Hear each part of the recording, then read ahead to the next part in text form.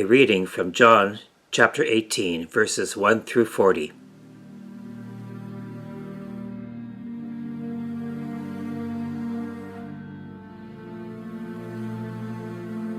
When he had finished praying, Jesus left with his disciples and crossed the Kidron Valley. On the other side there was a garden, and he and his disciples went into it. Now Judas, who had betrayed him, knew the place, because Jesus had often met there with his disciples. So Judas came to the garden, guiding a detachment of the soldiers and some officials from the chief priests and the Pharisees. They were carrying torches, lanterns, and weapons.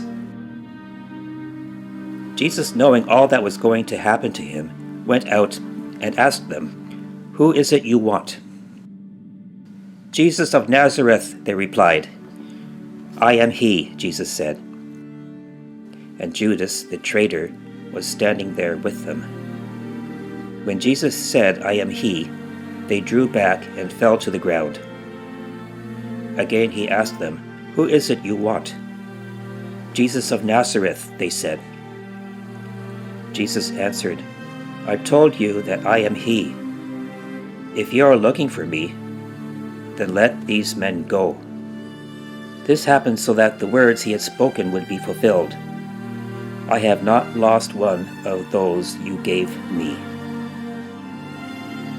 Then Simon Peter, who had a sword, drew it and struck the high priest's servant, cutting off his right ear. The servant's name was Malchus. Jesus commanded Peter, "Put your sword away.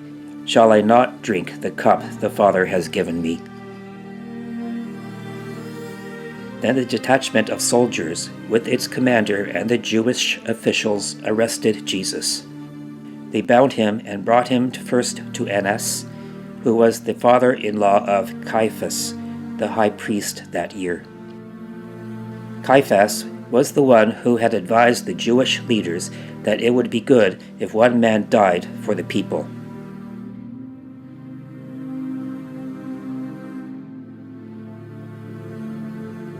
Simon Peter and another disciple were following Jesus.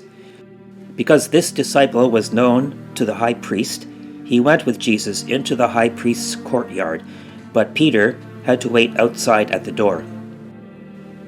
The other disciple, who was known to the high priest, came back, spoke to the servant girl on duty there, and brought Peter in. "You aren't one of this man's disciples too, are you?" she asked Peter. He replied, "I am not." It was cold, and the servants and officials stood around a fire they had made to keep warm. Peter also was standing with them, warming himself.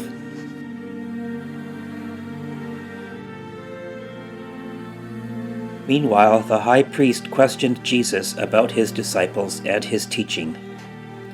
"I have spoken openly to the world," Jesus replied. "I always taught in synagogues or at the temple, where all the Jews come together. I said nothing in secret. Why question me? Ask those who heard me. Surely they know what I said." When Jesus said this, one of the officials nearby slapped him in the face.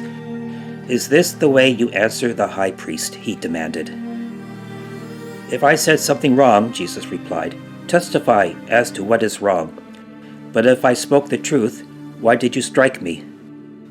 Then Annas sent him bound to Caiaphas, the high priest.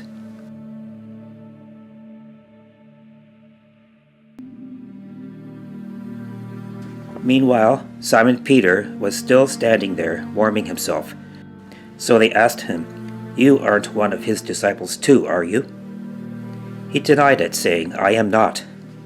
One of the high priest's servants, a relative of the man whose ear Peter had cut off, challenged him, "Didn't I see you with him in the garden?" Again Peter denied it, and at that moment a rooster began to crow.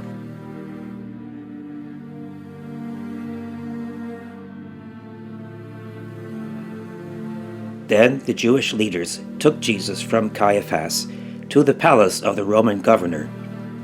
By now it was early morning, and to avoid ceremonial uncleanness, they did not enter the palace, because they wanted to be able to eat the Passover. So Pilate came out to them and asked, "What charges are you bringing against this man?" "If he were not a criminal," they replied, "we would not have handed him over to you." Pilate said, "Take him yourselves and judge him by your own law." "But we have no right to execute anyone," they objected. This took place to fulfill what Jesus had said about the kind of death he was going to die. Pilate then went back inside the palace, summoned Jesus, and asked him, "Are you the king of the Jews?" "Is that your own idea?" Jesus asked. "Or did others talk to you about me?" "I am a Jew," Pilate replied. "Your own people and chief priests handed you over to me. What is it you have done?" Jesus said, "My kingdom is not of this world. If it were, my servants would fight to prevent my arrest by the Jewish leaders. But now my kingdom is from another place." "You are a king then," said Pilate. Jesus answered, "You say that I am a king. In fact, the reason I was born and came into the world is to testify to the truth. Everyone on the side of truth listens to me." "What is truth?" retorted Pilate. With this he went out again to the Jews gathered there and said, "I find no basis for a charge against him. But it is your custom for me to release to you one prisoner at the time of the Passover. Do you want me to release the King of the Jews?" They shouted back, "No, not him. Give us Barabbas." Now Barabbas had taken part in an uprising.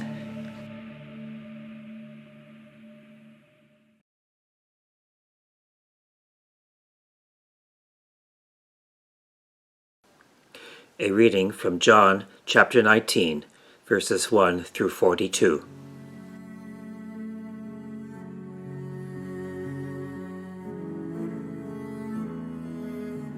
Then Pilate took Jesus and had him flogged. The soldiers twisted together a crown of thorns and put it on his head. They clothed him in a purple robe and went up to him again and again, saying, "Hail, the King of the Jews!" And they slapped him in the face. Once more, Pilate came out and said to the Jews gathered there, "Look, I am bringing him out to you to let you know that I find no basis for a charge against him." When Jesus came out wearing the crown of thorns and the purple robe, Pilate said to them, "Here is the man." As soon as the chief priests and their officials saw him, they shouted, "Crucify! Crucify!" But Pilate answered, "You take him and crucify him. As for me, I find no basis for a charge against him." The Jewish leaders insisted, "We have a law, and according to that law he must die because he claimed to be the Son of God." When Pilate heard this, he was even more afraid, and he went back inside the palace. "Where do you come from?" he asked Jesus. But Jesus gave him no answer. "Do you refuse to speak to me?" Pilate said. "Don't you realize I have the power either to free you or to crucify you?" Jesus answered, "You would have no power over me if it were not given to you from above. Therefore, the one who handed me over to you is guilty of a greater sin." From then on, Pilate tried to set Jesus free. But the Jewish leaders kept shouting, "If you let this man go, you are no friend of Caesar.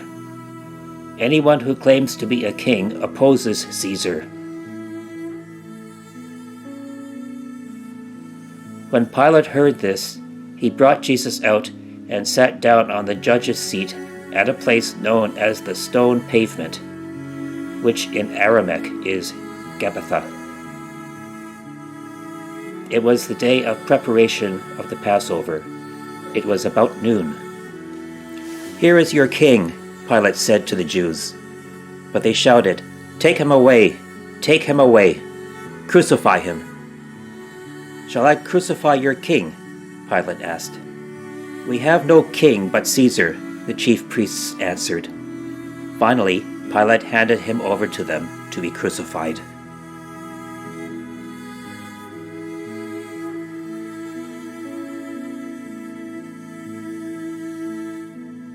So the soldiers took charge of Jesus. Carrying his own cross, he went out to the Palace of the Skull, which in Arabic is called Golgotha. There they crucified him, and with him 2 others, one on each side, and Jesus in the middle.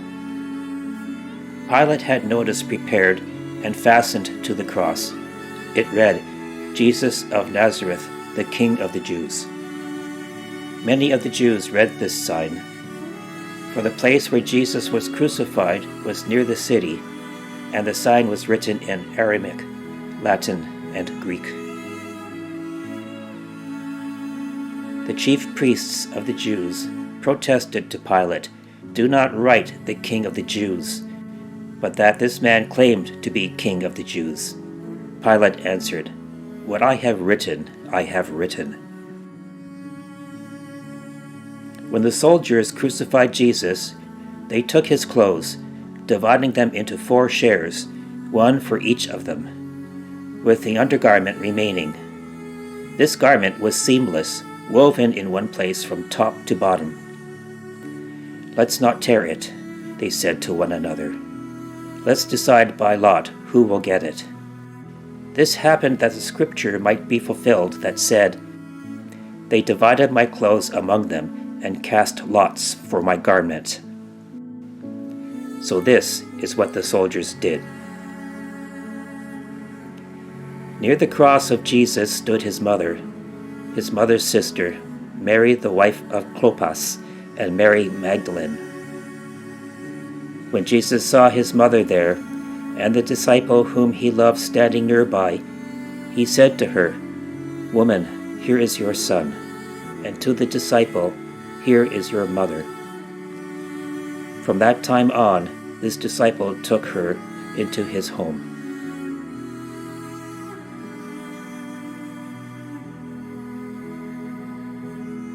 Later, knowing that everything had now been finished, and so the scripture would be fulfilled, Jesus said, "I am thirsty."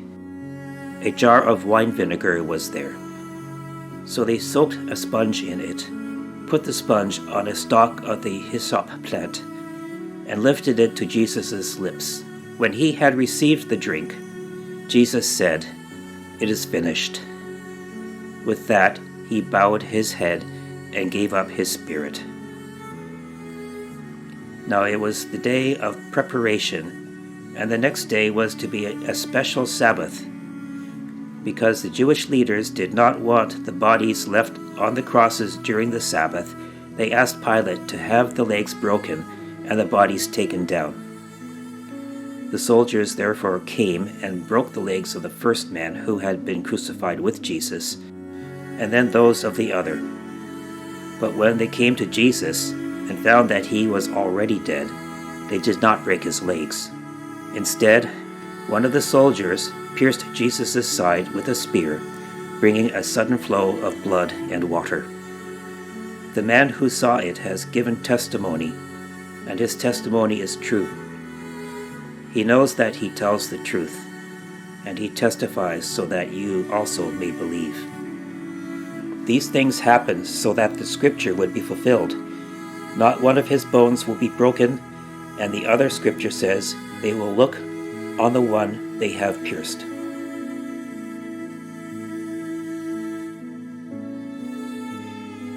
Later, Joseph of Arimathea asked Pilate for the body of Jesus. Now Joseph was a disciple of Jesus, but secretly, because he feared the Jewish leaders. With Pilate's permission, he came and took the body away. He was accompanied by Nicodemus, the man who earlier had visited Jesus at night. Nicodemus brought a mixture of myrrh and aloes, about 75 pounds. Taking Jesus' body, the two of them wrapped it with the spices in strips of linen. This was in accordance with Jewish burial customs. At the place where Jesus was crucified, there was a garden, and in the garden a new tomb in which no one had ever been laid. Because it was the Jewish day of preparation, and since the tomb was nearby, they laid Jesus there.